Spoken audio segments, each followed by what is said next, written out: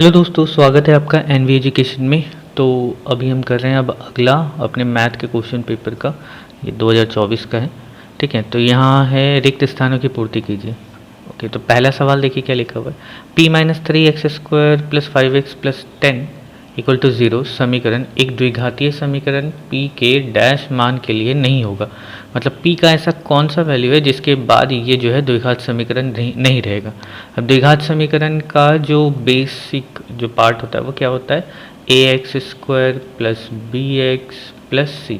ठीक है, इस तरह के फॉर्म में होगा तभी ये द्विघात समीकरण होगा। अगर यहाँ से ये वाला पोर्शन अगर ये ना रहे, ठीक है, या फिर इसका वैल्यू 0 हो तो ये द्विघात समीकरण नहीं रहेगा। तो डायरेक्ट बोल दिया p का वैल्यू कितना होना चाहिए। तो p अगर ये वाला पार्ट जो है वो 0 हो जाए तो ये द्विघात समीकरण नहीं होगा। तो यानी कि p-3 बराबर अगर 0 हो तो ये द्विघात समीकरण नहीं रहेगा। यानी p का मान कितना होना चाहिए, इसको इधर लेके चले जाओ तो +3। ठीक है, तो p के 3 मतलब p बराबर 3 मान के लिए ये जो है वो द्विघात समीकरण नहीं रहेगा। ओके, नेक्स्ट देखो, किसी निश्चित समय में मूलधन और चक्रवृद्धि ब्याज का योग क्या कहलाता है। क्या कहलाता है, तो मिश्र धन। क्या, ठीक ना,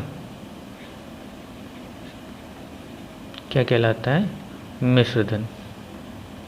नेक्स्ट, दो समरूप त्रिभुज के परस्पर संगत भुजाएं क्या होती हैं, समान होती हैं। ठीक है, संगत भुजाएं, परस्पर संगत भुजाएं यानी कि दोनों का एक तरह से दिखने वाला समरूप त्रिभुज क्या होता है, जो एक ही तरह के दिखते हो। ठीक है, साइज में बड़े छोटे हो सकते हैं लेकिन अच्छा उनकी संगत भुजाएं समान होती हैं। जैसे ये साइड इस तरह से इक्वल है, ये साइड इक्वल है, इस तरह की चीज़ें होंगी। ओके, नेक्स्ट, यदि साइन थीटा -30 बराबर 1/2 है तो कॉस थीटा बराबर क्या होगा। देखो, थीटा -30 बराबर हाफ है, तो साइन के किस वैल्यू के लिए इसका जो मान होता है वो ये हाफ होता है। तो साइन 30 डिग्री हमें पता है कि साइन 30 डिग्री बराबर हाफ होता है। अब ये थीटा -30 बराबर 30 ये कैसे आएगा, अगर ये थीटा का वैल्यू 60 हो। अगर ये 60 होगा तो 60 - 30 कितना हो जाएगा, 30। और साइन यानी साइन 30 का वैल्यू कितना लिखा हुआ है, हाफ लिखा हुआ है, यानी कि थीटा का वैल्यू कितना है, 60 डिग्री। तो cos 60 डिग्री का वैल्यू क्या होता है, तो जो साइन 30 का होता है वही cos 60 का भी होता है। तो cos 60 डिग्री का वैल्यू कितना होता है, 1/2। ओके, हो गया। अब अगला देखो, एक लंबा वृत्ताकार शंकु का आयतन v है, अर्धव्यास r है तथा ऊंचाई h है, तो h का वैल्यू क्या होगा। देखिए, लंब वृत्ताकार शंकु, इसका आयतन क्या होता है, 1/3 पाई r² h। ठीक है, इतना है। अब हमसे बोला क्या है कि h का मान कितना होगा। तो h का वैल्यू क्या हो जाएगा, बस इनको इधर उधर कर दो, तो यानी 3 × v और ये पाई r²। ठीक है, बाकी ये जो h और कैपिटल R है इसको इसी तरह से लिख देंगे। तो h बराबर क्या हो जाएगा, 3 × v और पाई r² बाई। ठीक है, क्लियर। ओके, अब यहाँ देखो, यदि 8, 9, 12, 17 x + 2 x + 4 30 34 39 संख्याएं बढ़ते क्रम में हैं और इन संख्याओं का मध्यक अगर 24 है तो x का मान क्या होगा। आपको पता है मध्यक में हम क्या करते हैं, जो बीच वाला नंबर होता है। ठीक है, यहाँ पे कितने नंबर है, 2 1 2 3 4 5 6 7 8 9 नंबर है। तो ये क्योंकि बढ़ते क्रम में बोला गया है सवाल में कि बढ़ते क्रम में ही लिखे हुए हैं, यानी कि ये दोनों जो वैल्यू है इनका मान 17 से ज़्यादा है और 30 से कम है। ठीक है।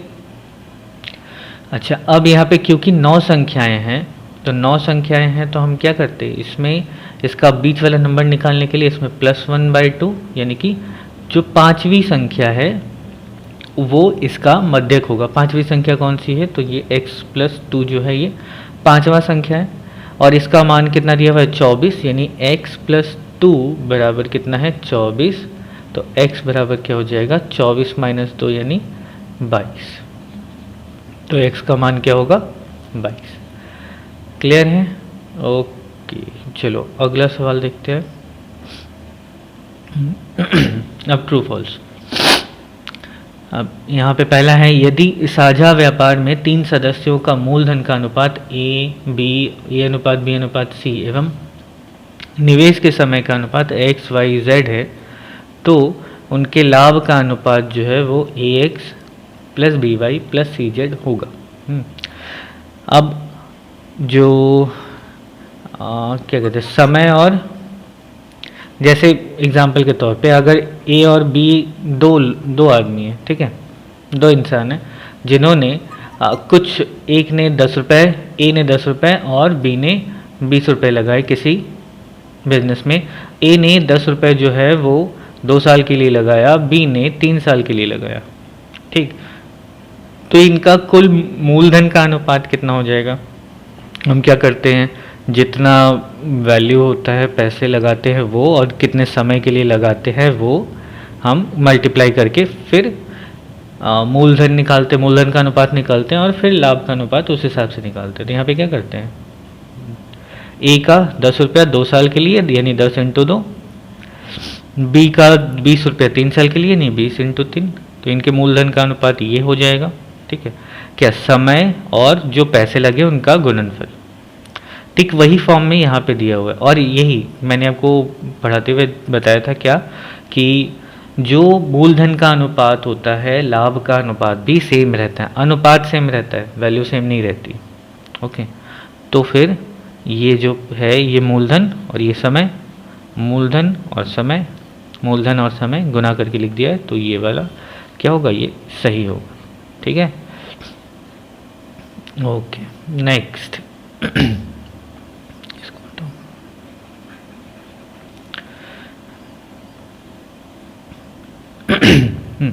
यदि A प्रोपोर्शनल B है, B प्रोपोर्शनल 1/C है, C प्रोपोर्शनल D है, तो A प्रोपोर्शनल 1/D होगा।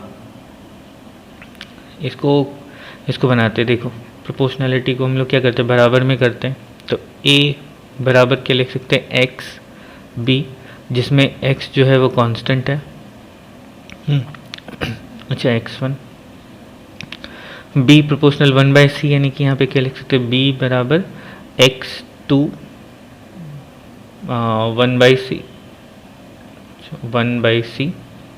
ठीक है, अच्छा, और यहाँ पे C बराबर क्या लिखा हुआ है, x3D।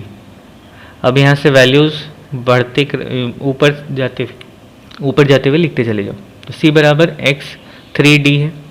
ओके, तो यहाँ पे B का वैल्यू क्या हो जाएगा, यहाँ लिखते हैं, चलिए B बराबर x2 × 1/C का वैल्यू जो है वो लिख देते हैं x3D, यानी ये क्या हो जाएगा x2/x3D। ओके, तो B का वैल्यू हो गया। अच्छा, अब B का वैल्यू जो है वो A में रखेंगे इसमें, तो A बराबर क्या है, x1 × B, तो B का मान जो है वो ये पूरा, यानी x2/x3 × D। अब देखो इसको, ये क्या है, A बराबर x1 x2/x3 × D ऐसा है, और ये पूरा का पूरा ये सब क्या है, कांस्टेंट है। अब कांस्टेंट और बराबर जब हटाएंगे तो यहाँ पे हमें क्या देना पड़ेगा, एक प्रोपोर्शनल का साइन, और ये अच्छा ये नीचे है ना, सॉरी नीचे है 1/D, इसको ठीक से लिख देते हैं। इतना इंटू डी। तो यहाँ पे ये वाला पोर्शन जो है वो कांस्टेंट है, इन दोनों को ऐसे ही लिख रहे हैं। उसके बाद ये बच गया क्या, 1/d, तो 1/d। अब ये प्रूफ करने के लिए बोला था, यानी कि ये सही है। ठीक है, समझ आ गया होगा। ओके, मैं इसको हटाता हूँ, अगला सवाल देखते हैं।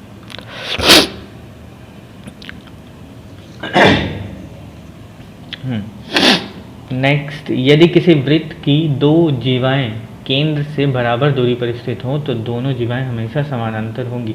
देखो ये पॉसिबल नहीं होता, ठीक है, कि वो हमेशा समानांतर होंगी। ठीक, अब जस्ट सपोज कि एक सर्कल है, एक सर्कल है जिसकी जीवा बराबर यहाँ सेंटर है। ठीक है, अगर कोई जीवा यहाँ से यहाँ तक, सपोज ये 2 सेंटीमीटर का है, तो ज़रूरी मतलब हो भी सकता है ना कि यहाँ से यहाँ तक जो जीवा है वो भी 2 सेंटीमीटर की होगी। और जाहिर सी बात है, हम क्या देखते हैं, केंद्र से जितनी दूरी दो जीवाएं बराबर कब होंगी, जब उनकी केंद्र से दूरी बराबर होगी। लेकिन ज़रूरी नहीं है कि ये दोनों रेखाएं जो है समानांतर हो। हाँ, ना ही ज़रूरी है कि ये दोनों रेखाएं परपेंडिकुलर हो, लंब हो एक दूसरे पे। बराबर हो सकती हैं, उनकी लंबाई जो है बराबर हो सकती है, लेकिन हमेशा समानांतर नहीं होंगी। ठीक, तो इसका मतलब क्या है, ये गलत है। ओके, घड़ी के घंटा का कांटा 2 घंटे में π/6 रेडियन कोण चक्कर लगाता है 2 घंटे में। देखो घड़ी जो है, वापस से फिर से सर्कल है, इसको हटाओ, यहीं से करते हैं। घड़ी जो है उसमें कितने टोटल, ये तो सर्कल है यानी कि 360 डिग्री तक का है। ओके, 360 डिग्री में कितने बजते हैं, 12। एक एक घंटे में, एक एक घंटे का क्या है, मतलब टोटल 12 बजते हैं ना, 12 घंटे होते हैं।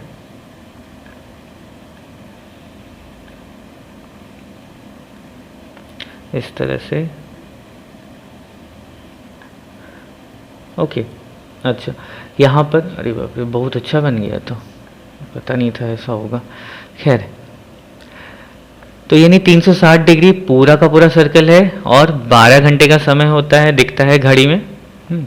तो एक एक घंटे में कितने डिग्री पार होते हैं, तो 12 तिया 36 यानी 30 डिग्री। अब 30 डिग्री को पाई रेडियन में चेंज करेंगे तो कैसा चेंज होगा, 180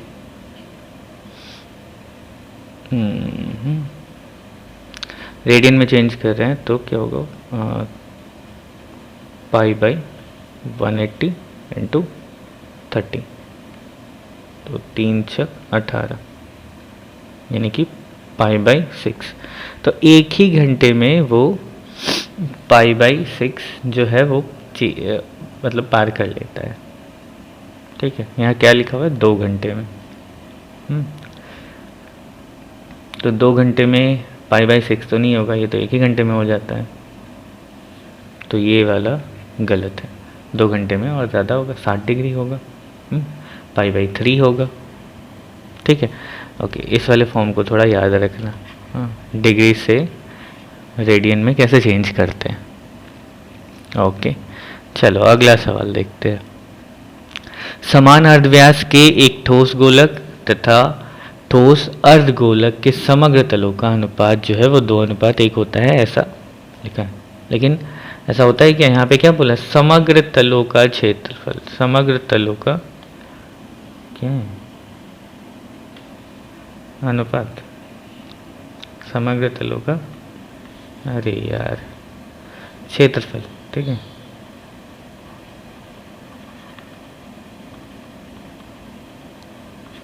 क्षेत्रफल का अनुपात, ये लोग क्वेश्चन पेपर में भी आधा अधूरा लिख देते हैं। ओके, समान अर्धव्यास वाला एक ठोस गोलक है। ठोस गोलक का क्षेत्रफल कितना होता है, समग्र तल का क्षेत्रफल होता है 4πr²। ठीक है, अर्धगोलक के समग्र तल का क्षेत्रफल, ये कभी मत करना इसको आधा कर दिए तो अर्धगोलक के समग्र तल का क्षेत्रफल आ जाएगा। नहीं, कैसा होता है, एक तो गोलक ये पूरा है मान लो, अब अर्धगोलक कैसा दिखता है, एक तो ये आधा सर्कल आएगा, ठीक, और ऊपर में भी एक सर्कल बनता है। तो ये वाले फेस का, ये वाले तल का आप तो कर सकते हो, चलो ये सिर्फ ये बोलता है वक्र तल का क्षेत्रफल बोलता है, तो आप आधा कर दो इसका। लेकिन आपको यहाँ पे भी एक सर्कल दिख रहा होगा, इसको भी ऐड करेंगे जब समग्र तल का बोलेगा अर्धगोलक का तब।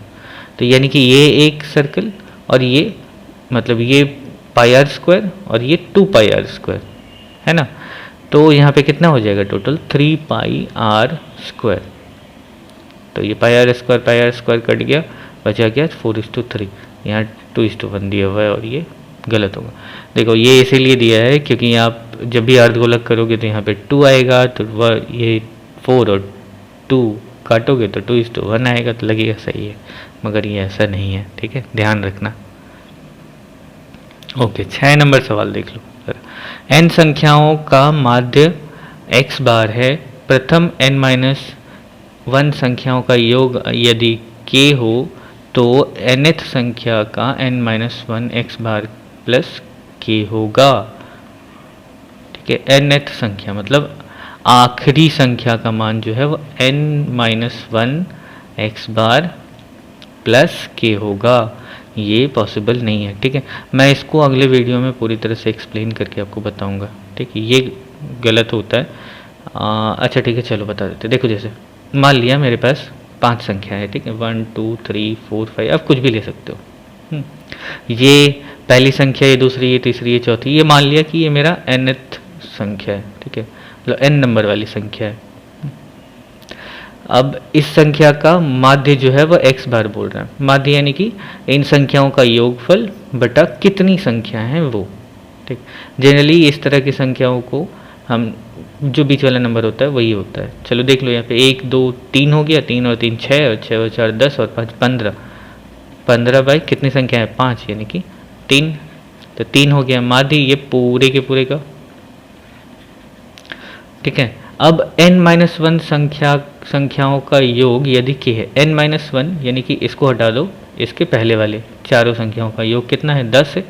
ठीक है, 1 2 3 3 3 6 और 4 10 यहाँ तक, और इसका वैल्यू कुछ बोल दिया है k, जस्ट k हो तो nth संख्या जो है वो n-1 x बार प्लस k होगा।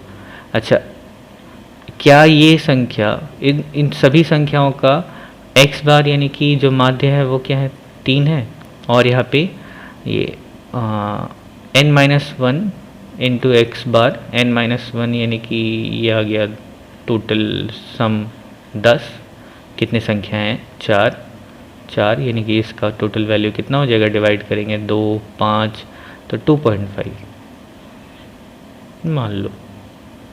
2.5 प्लस 3 यानी कि संख्याओं का योग, अगर ये क्या यार ये 10 है और इसका x बार का वैल्यू कितना आ गया 2.5। इन दोनों को जोड़ रहे हैं तो कितना आ जा रहा है 12.5, जो कि ये nth संख्या यानी कि 5 नहीं है। हाँ, बस यही समझाना था। ये वाला क्या होता है हमारे हिसाब से ये गलत स्टेटमेंट है। ओके, चलो तो अभी के लिए बस इतना ही। अब आगे के सवाल अगले वीडियो में दिखाएंगे। तब तक के लिए बाय बाय, टेक केयर।